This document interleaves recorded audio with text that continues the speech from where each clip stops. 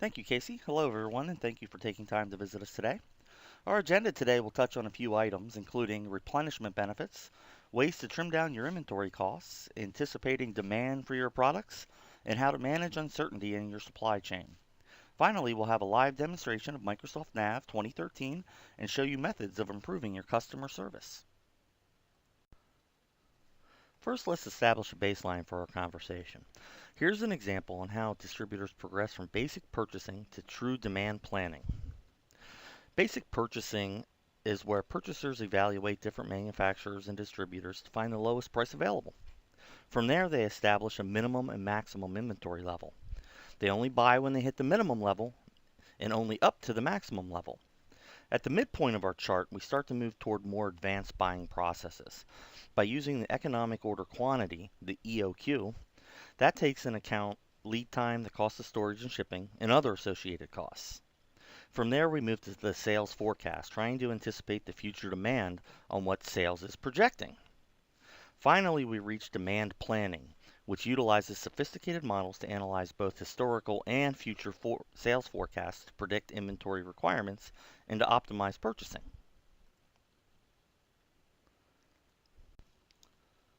Many distributors rely on their inventory control software to help them decide when to replenish their inventory, and some systems only offer simplistic replenishment models.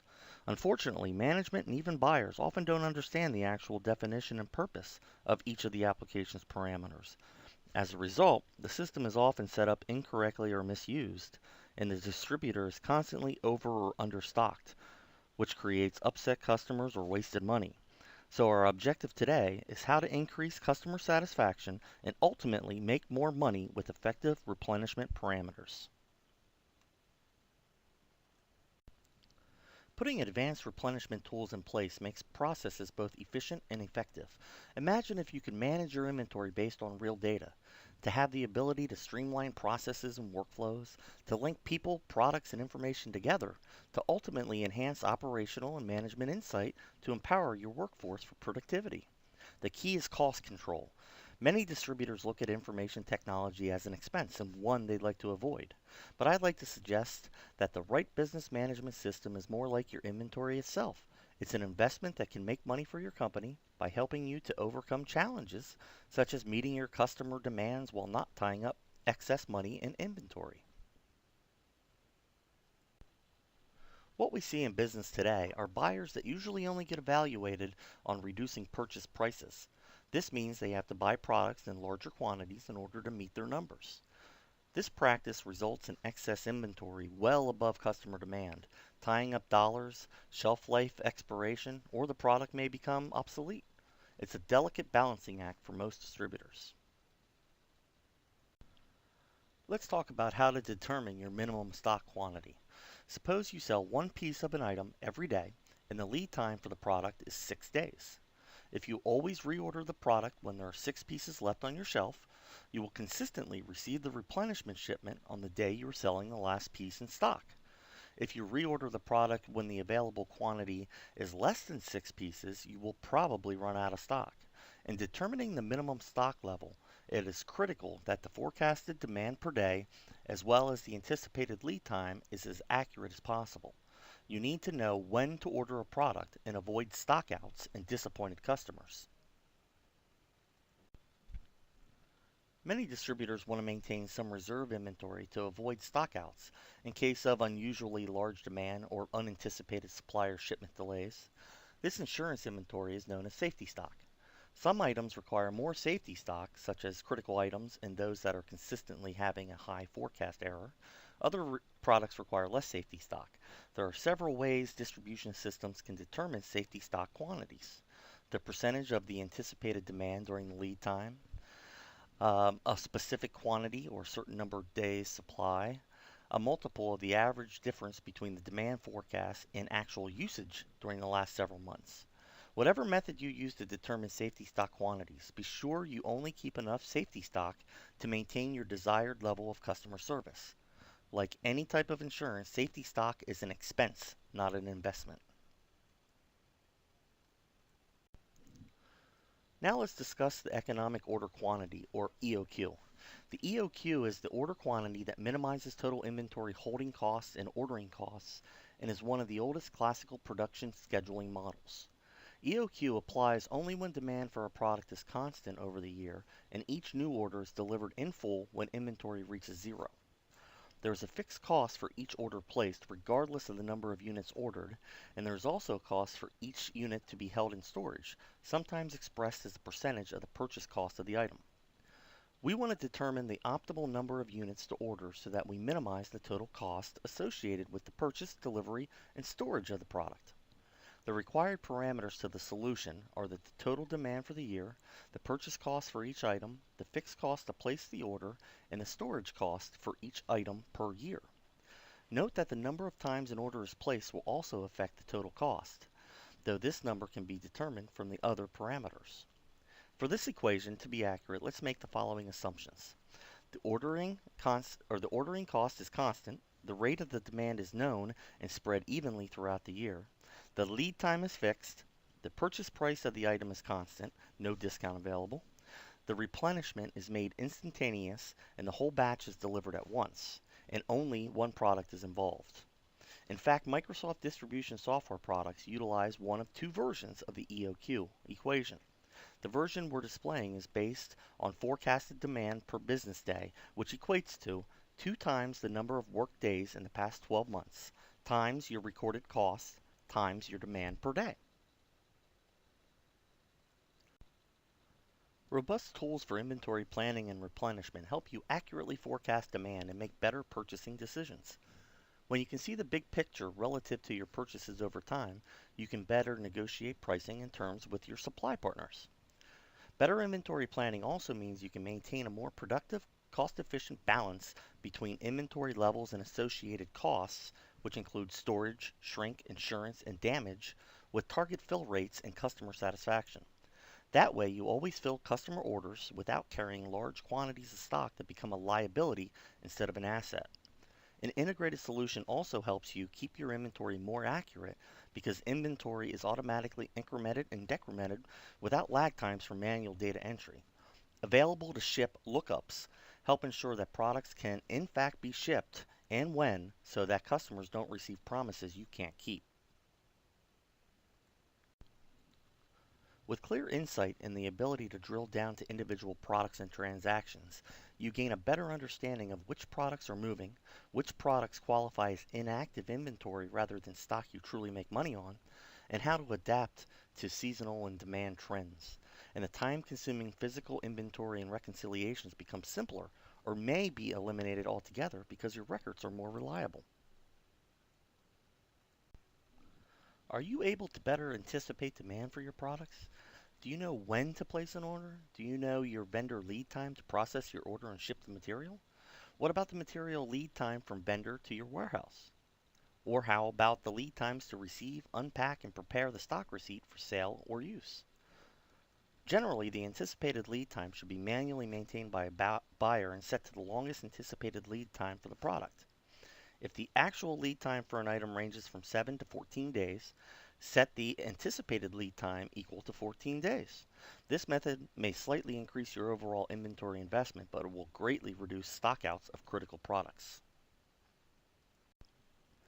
At SBS Group, we offer the full suite of Microsoft Dynamics solutions that can help you with your distribution replenishment requirements.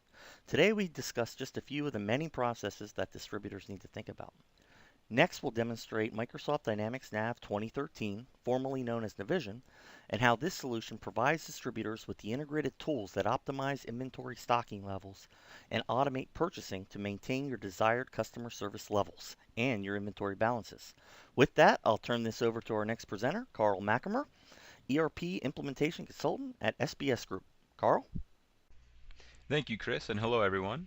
In today's product demonstration, I will discuss multi-dimensional inventory records, how you can identify items with as many variations and cross-references as you need, fully integrated inventory management functionality of the Microsoft Dynamics Nav, including how to create item records and assign multiple stock keeping units, as well as units of measure, serial numbers, lot numbers, and expiration dates, how to create bins through a batch job that matches bin records with your physical warehouse layout.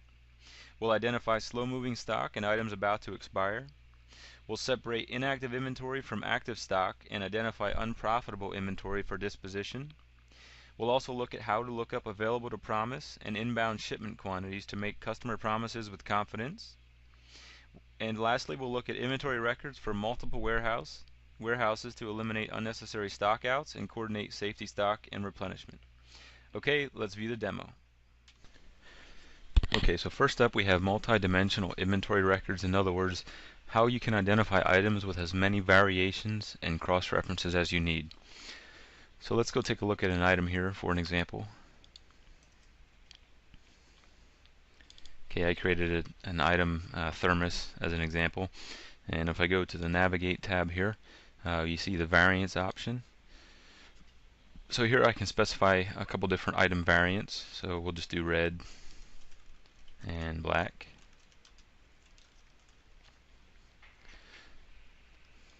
Okay, so the top level here is the item, and for each combination of item and variant, so black thermos, red thermos, creates a unique inventory record that can be used in transactions and to be able to track inventory. And I'll show you an example of that on a purchase order here in a moment. Okay, so we also have cross-references. Again, I'm on the item card here, and there's a cross-reference icon. I'll go ahead and click on that. So from here I can identify whether this is a customer cross-reference, a vendor, a barcode, or a web import. So in this case I'll go ahead and choose customer, and I'll pick an example customer here. I'll just go with Sports Myers, and let me expand these columns here. There we go. So you can see cross-reference number. Basically that's the customer's number. So in this case, we'll just do 1, 2, 3, 4, 5, 6. And I could have a cross-reference for each variant. So that'll be the black variant, and we'll just say each. Okay, and I could also have a cross-reference for the red variant. Okay, and I'll show you in a minute then how we can combine the variant with the cross-reference on a purchase order as an example of how you can use both of these here. So we'll go ahead and say OK. So that's the creation of an item variant and a cross-reference. Let's go actually see how that would work on a sales order now. So we'll close out of here. We'll go over to sales orders, create a new one. Okay, I'll choose my customer that I was just working with. We'll choose item. So normally you would maybe search by the nav item number or description, but in this case I'm going to skip that, and I'm going to actually show you how to pick the cross-reference so we can actually choose the cross-reference that we just created. You can see here's the two examples we made with the black and red variant. So I'll go ahead and choose the black. You'll notice it fills the nav item number, and if I scroll over it also fills the variant code. So that item number combined with this variant create a unique item identifier that we can purchase in, track throughout the warehouse, and then obviously sell on a sales order. So maybe the customer calls and gives you the number that they're used to using, which is their item number.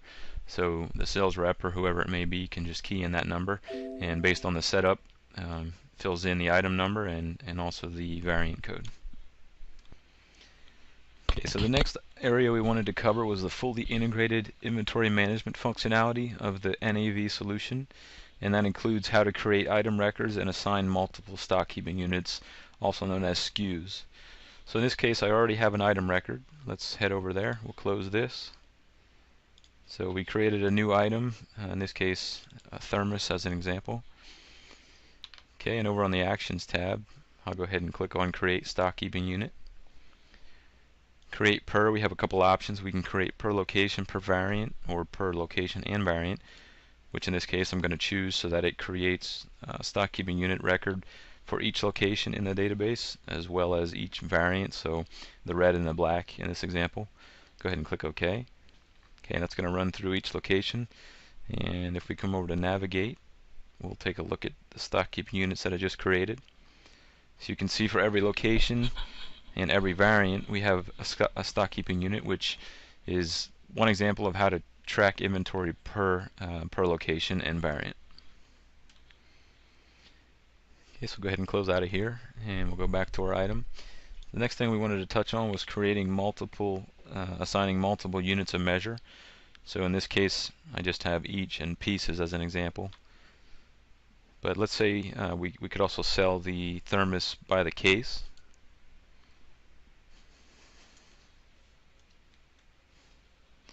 Okay, that one's not there. Let's go ahead and create a new one. And we'll call it case. We'll say OK. And quantity per, I can specify how many eaches are in a case. So we'll say 12 are in a case. And maybe there's also a master case,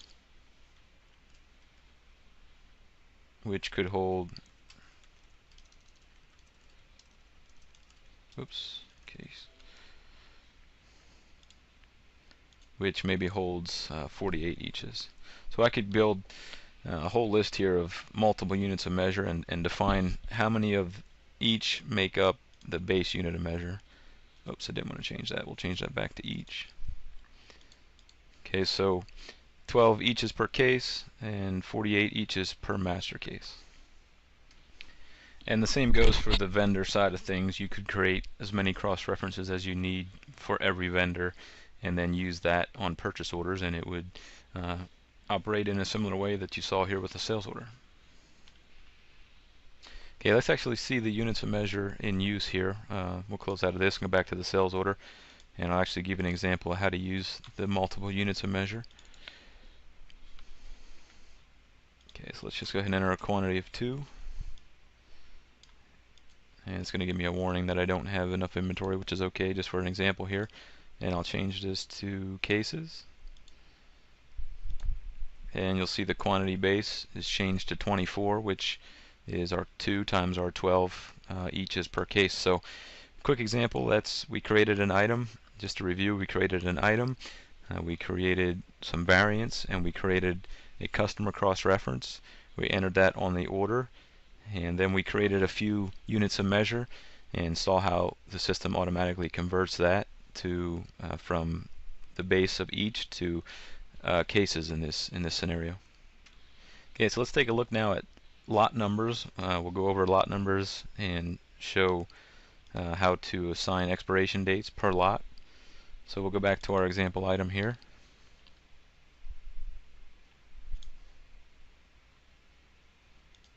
Okay, I'm going to go down to the item tracking tab.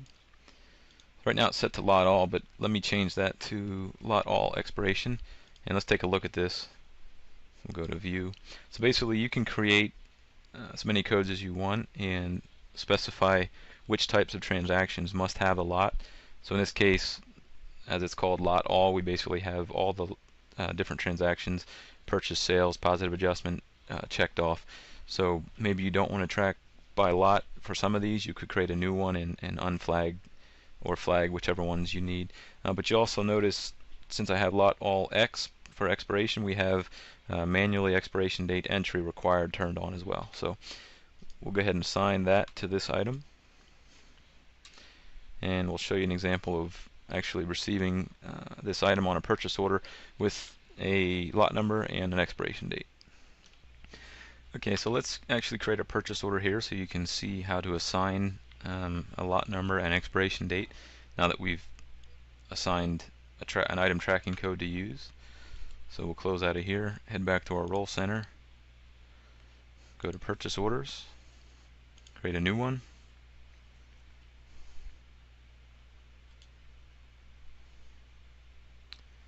I'll just choose anybody for this example.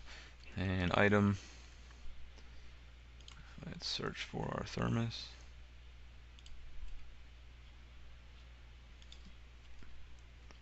Five cases.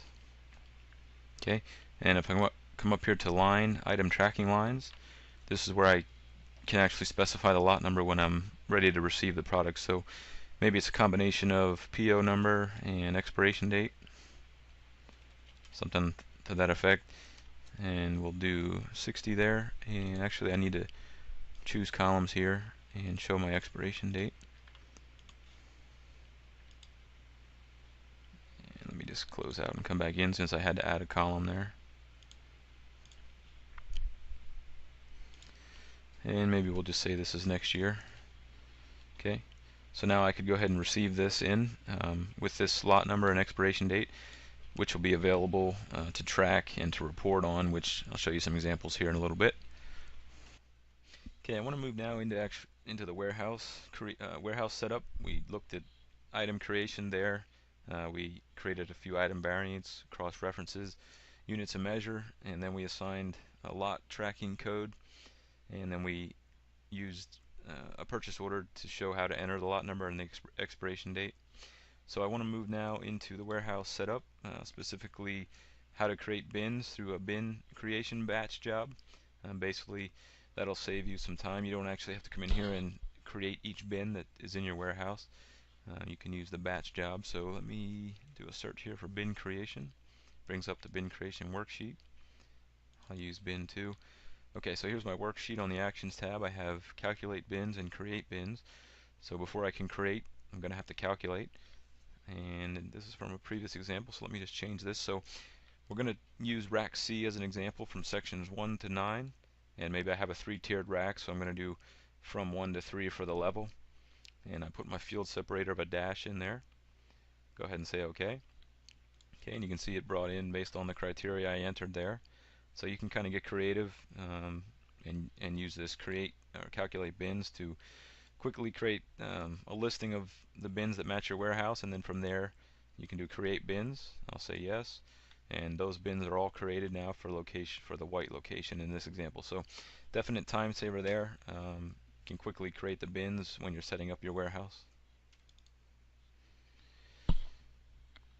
Okay, so that was just an example of creating using the bin creation worksheet to create bins based on your warehouse layout. So I want to move now into identifying slow moving stock and items about to expire.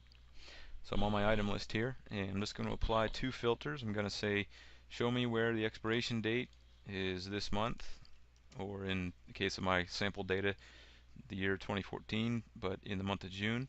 And I also want to see where my quantity on hand is greater than 0. So very quickly I have a listing with what items are on hand and about to expire in the month of June. So of course I could set this to any date to kind of see what's going to expire in that date range. But the cool thing here is, I could send that to Excel and do some further analysis if I need to, but I can also show this as a chart.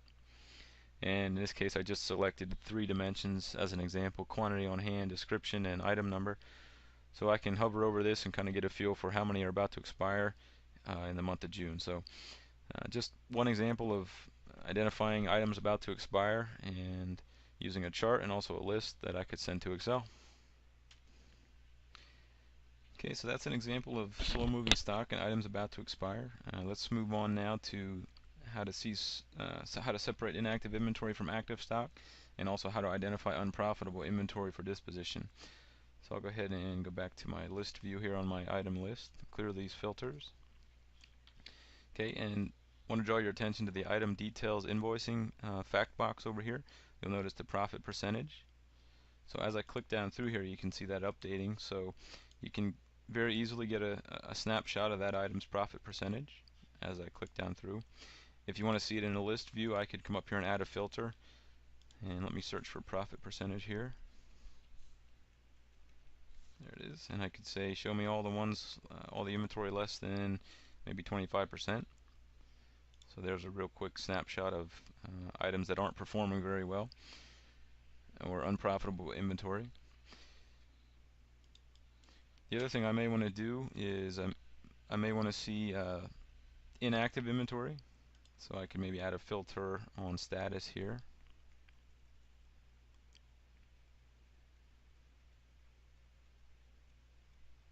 There we go. And I could say show me all the slow movers and all the inactive items.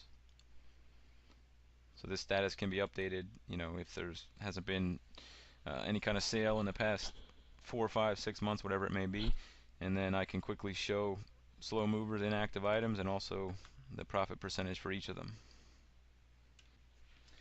Okay, the next item we wanted to touch on is how to look up available to promise. In other words, we want you to be able to make customer promises as far as deliveries go with confidence and realistic commitments. So let's go over to the sales orders here. And I'm going to pick a sales order that I have in the system. Whoops, let's change that to number.